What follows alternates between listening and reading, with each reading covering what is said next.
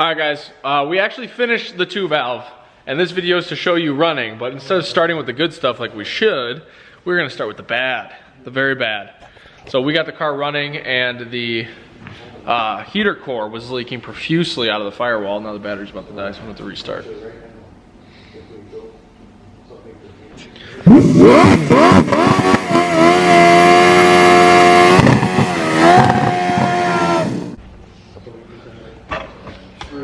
What's up guys, welcome back to the channel. We are working on the 2-valve. You might have saw the update video. If you have not, click the link above my head. You guys can go check that out because the engine is in the car.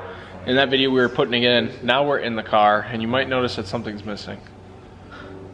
All right here. So we got the car running, it sounds fantastic. And we should probably start the video with good news.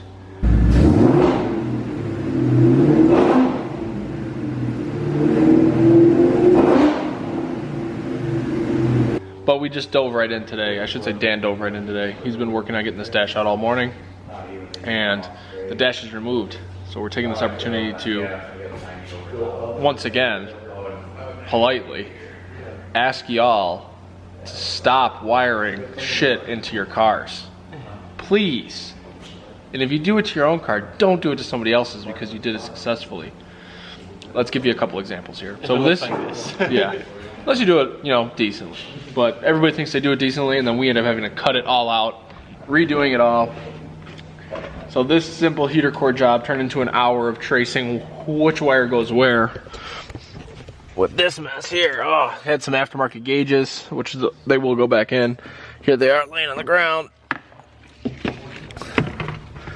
They had all this, which was zip tied to a couple more harnesses. Some butt connectors and some dials. I don't even know what this is yet. We have to look that up. It's pretty cool. Probably color adjustment or something. Then they have two auxiliary powers ran through the firewall. Here's fuel pressure that's kind of tangled on everything. Hold on, let me just get that off there. Okay, there we go. Vacuum, which makes sense. Then wideband, which was just kind of thrown in here, which was zip tied to this one that was in here somewhere. And that was going across the country just to get a ground or something silly. Overall though, it was wrapped in and out of the dash and turned into a huge mess just to be able to pull the dash out. Whereas we can put it on quick disconnects, or you could literally do all this wiring, keep it under the dash, go up the pillar here. Very non-invasive and very much easy to replace the dash or remove the dash if needed. So that turned this into kind of a nightmare of a project.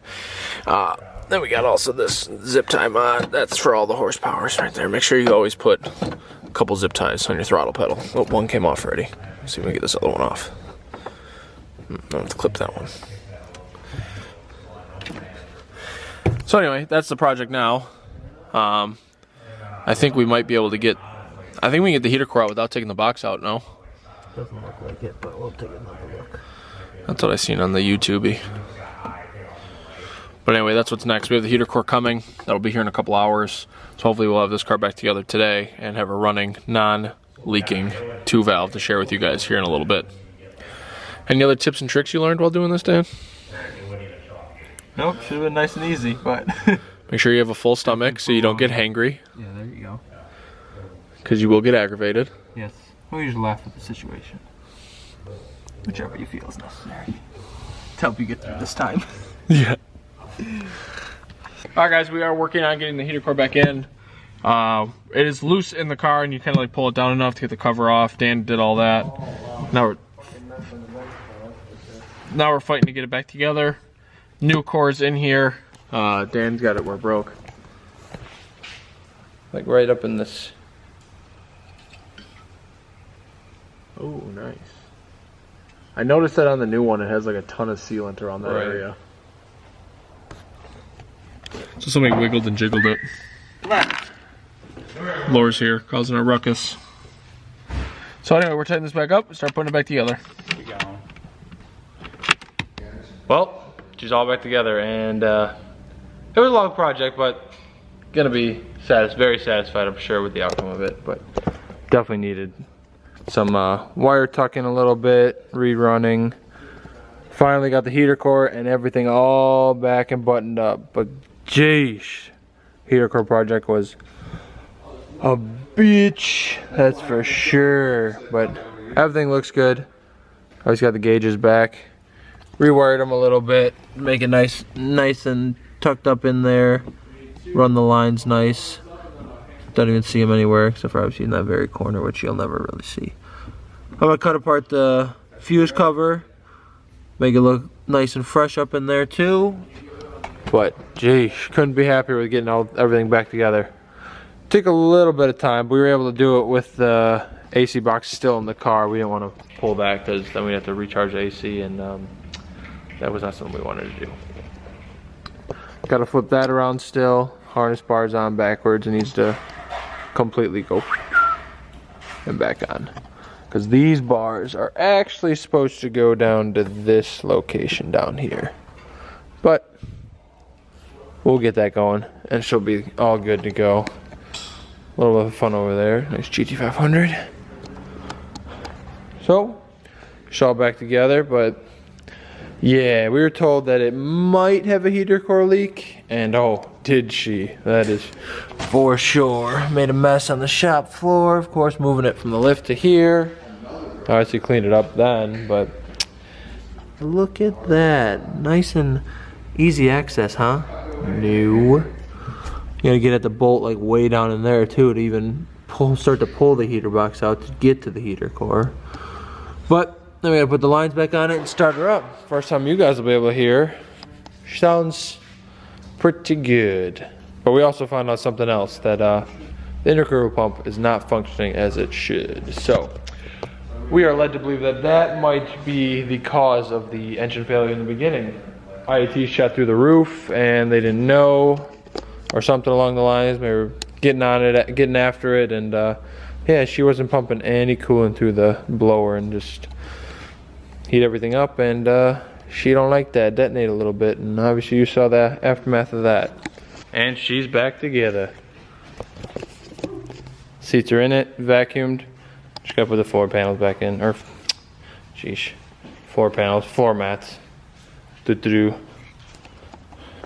Got all that stuff back buttoned. That was a pain in the ass, but there she is. Blue lights, baby.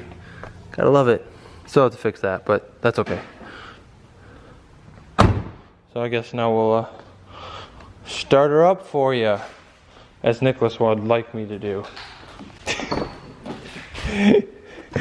We'll see. Oh, she's close. Well, tilt action. Oh shit.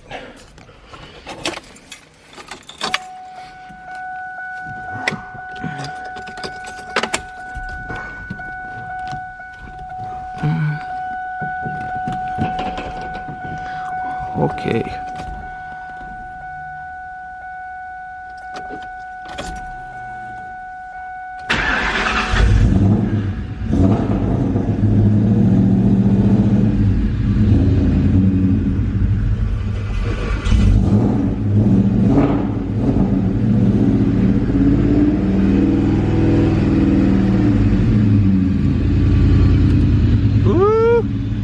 All the gauge lights work. I don't know what's up with those ones. Maybe that's what the dial does. Really? Not sure.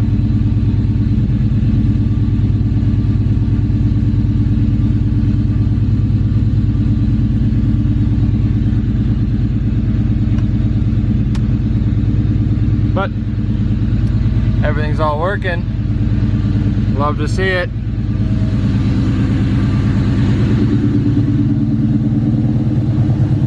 Sounds pretty good.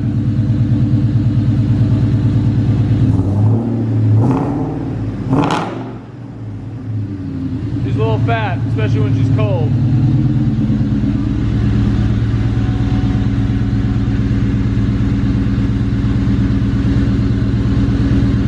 No coolant leak?